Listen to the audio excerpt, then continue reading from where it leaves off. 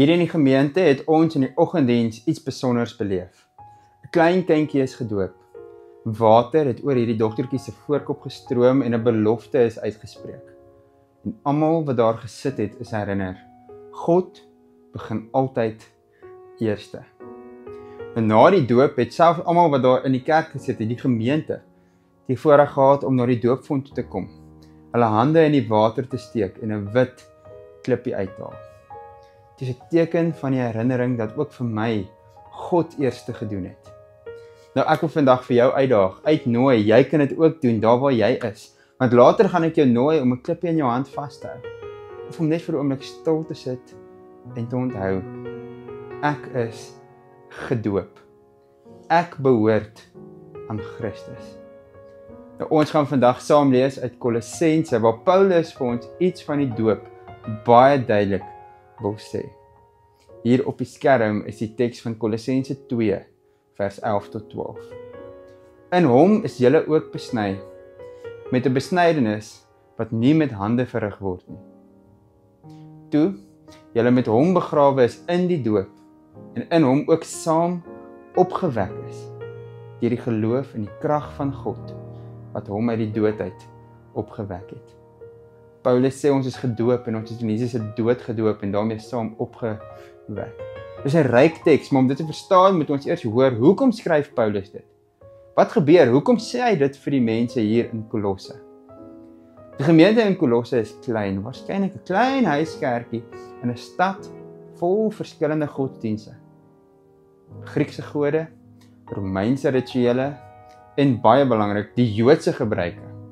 Nou daar het stemme in hierdie gemeente begin ontstaan oor wat ons moet doen, wat van ons verwag word. Hierdie stemme het begin sê, as jy regtig geestelik wil wees, dan moet jy sekere wette onderhou, daar's goed wat jy moet doen. Jy moet sekere geheime kennisse hê, weet wat ander nie weet nie. Jy moet sekere rituele volg, voordat jy by God kan uitkom. Nou 'n vroeë vorm van die gnostiese, die wettiese denke, dit wat mense met hulle koppe uitgedink het hier begin insluip, die idee dat Jesus nie genoeg is nie.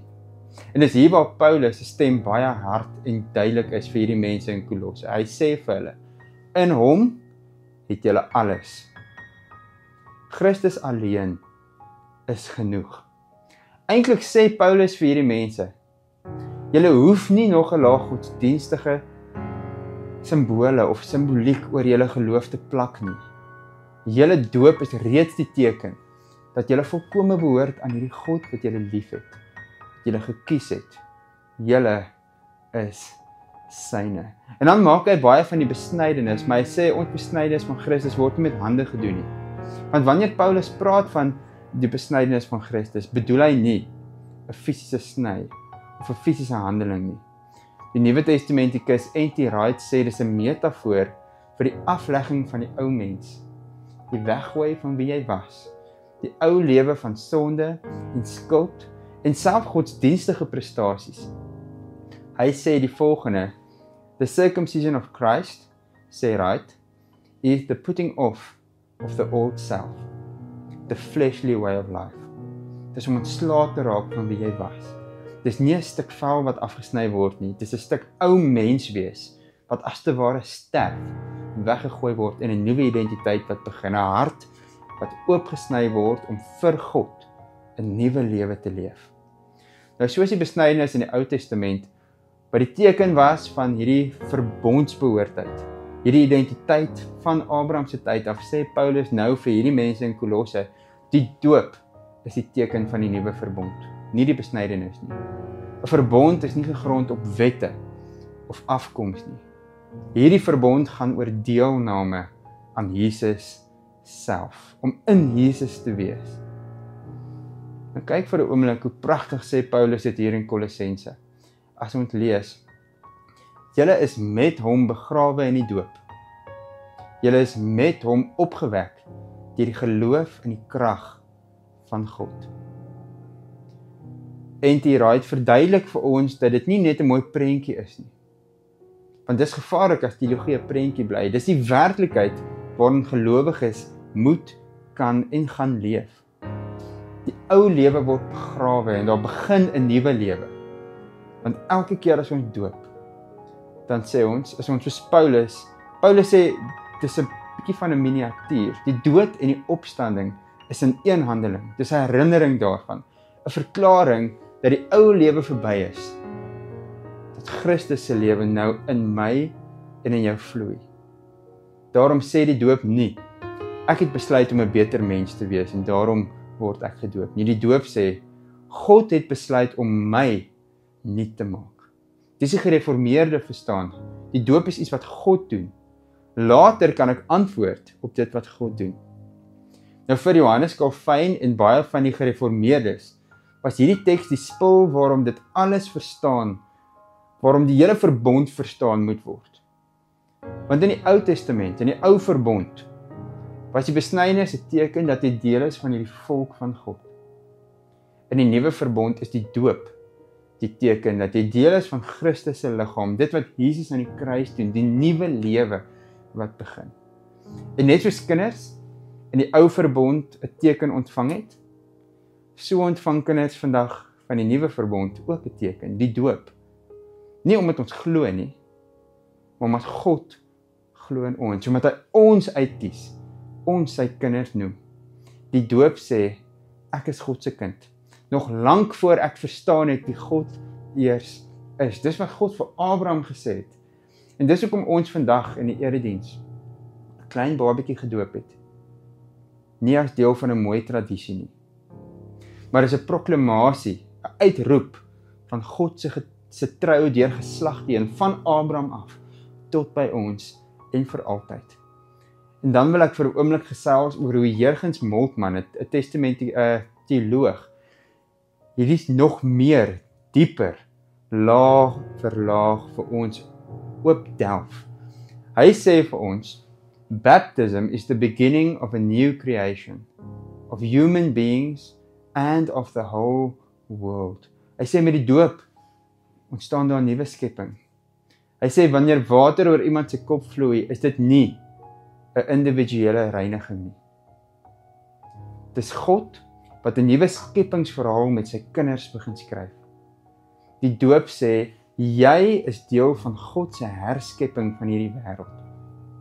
'n Skepping wat lewe bring, wat vir altyd hou. 'n Wêreld waarin liefde, vrede en regverdigheid die laaste woord kry. 'n Skepping soos dit altyd moes wees. Vir Moltmann is die doop nie iets wat jou binne in 'n kerkstruktuur moet plaas nie. Die doop is iets wat jou in God se beweging plaas, God se manier van doen in hierdie wêreld, die beweging wat nuwe lewe bring, 'n nuwe skepping, 'n nuwe hoop gee. En dan kom ons vandag by die wit klippie, wat ons 'n identiteit gee, wat ons herinner aan dit wat God vir my en jou doen. En dis hoekom ons dit in die doopfond gesit het in die erediens. Want in Openbaring 2 vers 17, dan sê Jesus vir die mense, aan elkeen wat oorwin sal ek 'n wit klippie gee. En op die klippie is 'n nuwe naam geskryf.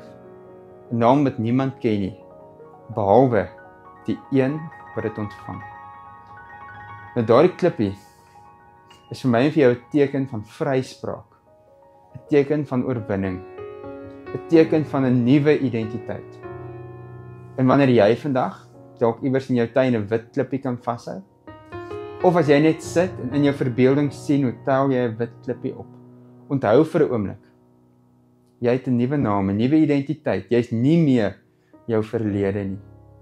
Jy is 'n skepsel in Christus, deel van hierdie nuwe skepping wat Jesus met sy bloed vir ons gee. Hierdie klippie sê vir my en jou, ek is vry, ek is nuut en ek behoort. So ek wil jou vandag uitnooi, daar waar jy na hierdie video kyk, gaan soek 'n klippie. Gaan kyk in jou tuin vir enige klippie, hou dit in jou hand vas. As jy wil, gaan haal 'n bak water en steek jou vingers in die water. Voel die water. Voel die klippie en sê vir jouself, want ek en jy moet weer en weer herinner word, ek is gedoop. Ek behoort aan God. God gee vir my 'n nuwe naam, die oue is verby. Want dit, liewe vriende, is die hart van Kolossense 2. Nie dat ek en jy iets vir God moet doen nie, maar dat God iets in my en in jou gedoen het. Dat God vir ons 'n nuwe lewe gee. Deel maak van 'n nuwe skepping. Dat hy eintlik vir ons 'n nuwe identiteit gee en sê dis nou wie jy is. Bid gerus saam met my. Here, dankie dat U altyd eerste kom. Dankie vir die water wat ons in die doop kan gebruik, vir die klippie wat ons in ons hand kan vashou. As 'n teken van U vertroue, U getrouheid en U trou. Dankie vir die kindjie wat vandag in die erediens gedoop is. Wat vir elke een weer van ons 'n herinnering kan wees. Ons is nuut. Ons behoort aan U. Ons leef as U nuwe skepping. Amen. Nou as jy vandag hier saam ingeskakel het op hierdie YouTube video, wil ek jou uitdaag om weer oor jou eie doop te dink. Oor hierdie klippie, dit wat ek en jy uit die doopvond uithaal. Want by die doop sê die Here vir elkeen van ons, jy is myne of jy dit nou wil wees of nie. Ek kies jou. Die doop is iets wat een keer gebeur, want God doen dit. Maar ek en jy kan elke liewe dag antwoord op hierdie doop van ons. Elke keer as ons die nagmaal gebruik, elke keer as ons sê, ons glo, dan antwoord ons op hierdie belofte wat God maak. Jy gaan my kind wees, ek gaan jou God wees. En ek wil jou uitdaag, kies vandag. Ek wil U kind wees. Jy moet 'n wonderlike dag hê.